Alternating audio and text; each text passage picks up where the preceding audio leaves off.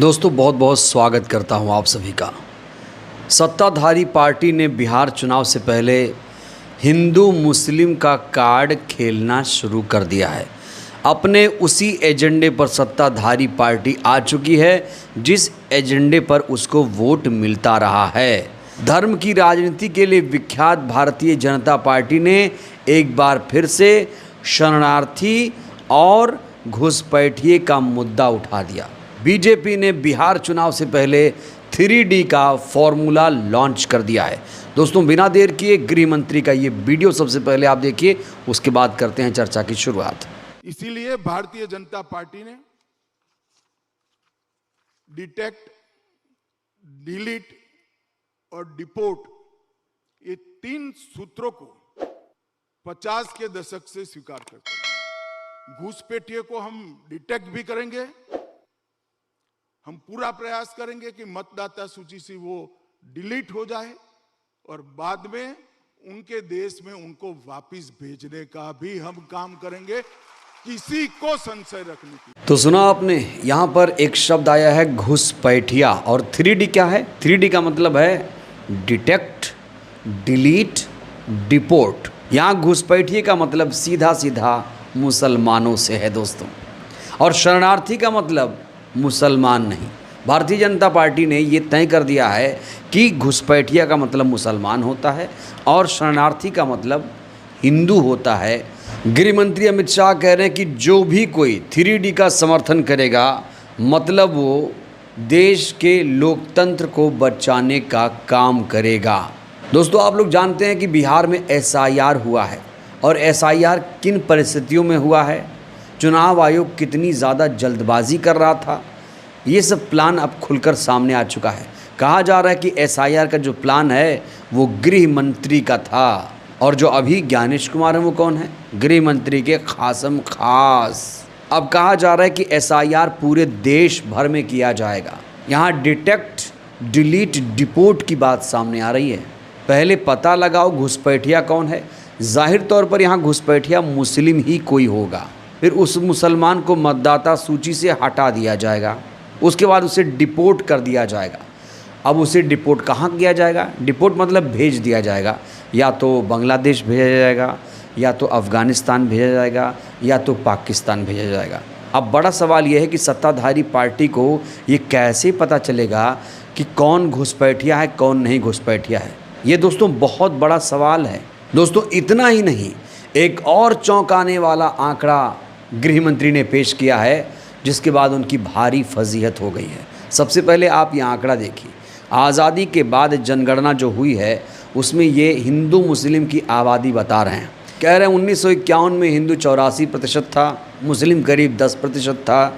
1971 की जनगणना में हिंदू 82% हो गया, मुस्लिम 11% हो गया। 1991 में हिंदू 81% हो गया और मुस्लिम करीब 12.5% हो गया। 2011 की जनगणना में जो हिंदू है वो करीब 79% हो गया, और जो मुसलमान है वो 14.2% हो गया। अगर आप इन आंकड़ों को गौर से देखेंगे तो ऐसे लगता है कि ये आंकड़े किसी ने डिज़ाइन कर दिया हो। यहाँ पर हिंदुओं की आबादी को डिक्रीज़ करके दिखाया गया है और मुसलमानों की आबादी को इंक्रीज़ किया गया है। दोस्तों इतना ही नहीं, अभी का आंकड़ा गृह मंत्री ने पेश कर दिया है। 2025 के आंकड़े भी दे दिए। 2025 के मुताबिक कह रहे हैं कि भारत में मुसलमान की आबादी अब 24.6% हो गई है। 2011 में इनकी आबादी 14 थी, और 11 से मतलब 25, यूँ समझिए कि करीब करीब 14 साल में मुस्लिमों की जो आबादी है करीब 25% हो गई है। और इसके पीछे ये कारण बता रहे हैं गृह मंत्री जी कि इसका कारण है घुसपैठ। तो जो घुसपैठ करके आएगा वो घुसपैठिया, घुसपैठिया का मतलब होगा मुसलमान। कोई भी मुसलमान घुसपैठिया घोषित हो सकता है। तो यहाँ पर अब कहा जा रहा है कि कोई भी मुसलमान घुसपैठिया घोषित हो सकता है। लेकिन दोस्तों यहाँ पर एक बहुत बड़ा सवाल खड़ा हो रहा है। सवाल ये है कि जब 2011 के बाद जनगणना ही नहीं हुई, 2021 में जनगणना हो जानी चाहिए थी, तो फिर ये आंकड़े कहाँ से आए? ये सबसे बड़ा सवाल खड़ा हो रहा है कि गृह मंत्रालय के पास, गृह मंत्री के पास ये आंकड़े आखिर कहाँ से आए। क्या एक बार फिर से चुनाव में हिंदू मुसलमान करना चाहती है भारतीय जनता पार्टी? क्या उसकी ज़मीन, सियासी ज़मीन बिहार में खिसक गई, इसलिए वो अपने मेन एजेंडे पर लौट आई है? इस आंकड़े में आप देख रहे हैं कि मुसलमानों की आबादी को बढ़ाया गया है। ऐसे लगता है कि किसी रणनीति के तहत इस काम को किया गया हो। क्या मुसलमानों की आबादी घुसपैठ के कारण बढ़ी है? जन्म दर भी तो इसका कारण हो सकता है। पिछले 2014 से केंद्र में किसकी सरकार है? भारतीय जनता पार्टी की सरकार है। तो 11 सालों से ये सरकार क्या कर रही है? अमित शाह खुद गृह मंत्री हैं। इन्होंने ये आंकड़ा देकर कहा जा रहा है, खुद ही अपनी विफलता को गिनाना शुरू कर दिया है। अरे घुसपैठ हो रहा है तो रोकेगा कौन? पुलिस किसके हाथ में है? फोर्स किसके हाथ में है? गृह मंत्रालय के हाथ में है, रक्षा मंत्रालय के हाथ में है। आप लोग जाके रोको। अगर बंगाल में घुसपैठ हो रही है या बिहार में घुसपैठ हो रही है तो उसके पीछे कौन है? किसकी जिम्मेदारी है? नीतीश सरकार कब से काम कर रही है? बिहार में नीतीश सरकार कब से है?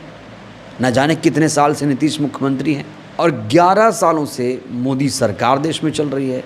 तो अगर 2011 के बाद घुसपैठ की वजह से मुस्लिमों की जनसंख्या बढ़ रही है तो फिर इसके पीछे जिम्मेदार कौन है? तो दोस्तों, ये जो आंकड़ा दिया गया है, सीधा सीधा कहा जा रहा है कि गृह मंत्री ने खुद ही अपनी भारी फजीयत करा ली है, खुद ही अपनी बेइज्जती करा ली है। बहुत सारे लोग इनको आईना दिखाने का काम कर रहे हैं। इन्होंने ये आंकड़ा एक्स पर, सोशल मीडिया पर जैसे ही पोस्ट किया, लोगों ने कहा कि हिंदू मुसलमान के नाम पर कब तक नफ़रत फैलाओगे? अब देश की जनता जागरूक हो चुकी है और जिसे आप 80% हिंदू बता रहे हो, उसमें सिख कहाँ है, उसमें दलित कहाँ है, उसमें ओबीसी कहाँ है, उसमें एसटी कहाँ है? उसकी आबादी क्यों नहीं देते? और सामाजिक न्याय की बात क्यों नहीं करते? सामाजिक न्याय की बात करो, जातिगत जनगणना की बात करो, जिससे सभी को हक अधिकार मिले, आरक्षण मिले।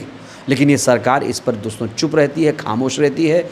ये जो सरकार है धर्म की राजनीति करती है और जब जाति जनगणना की बात आती है तो खामोश हो जाती है। जाति जनगणना तो छोड़िए, जनगणना भी नहीं हो पाई। 2021 में जनगणना हो जानी चाहिए थी और 2025 चल रहा है।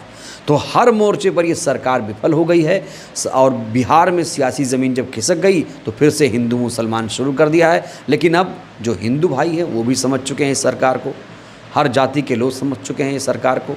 दलितों के खिलाफ कितना ज़्यादा अत्याचार हो रहा है दोस्तों, ये बताने की ज़रूरत नहीं है। मोदी सरकार में दलितों के खिलाफ अपराध बढ़ा है।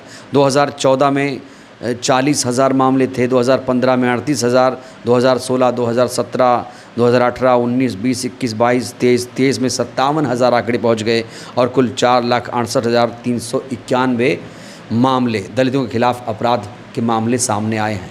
इस पर काम क्यों नहीं हो रहा है? बेरोज़गारी पर काम क्यों नहीं हो रहा है? महंगाई पर काम क्यों नहीं हो रहा है? शिक्षा, रोज़गार, स्वास्थ्य पर काम क्यों नहीं हो रहा है?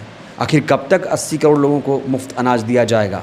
इस पर काम क्यों नहीं हो रहा है? कब तक हिंदू मुसलमान शरणार्थी घुसपैठिए की बात होती रहेगी? लेकिन दोस्तों, अच्छी बात यह है कि जनता होशियार हो चुकी है।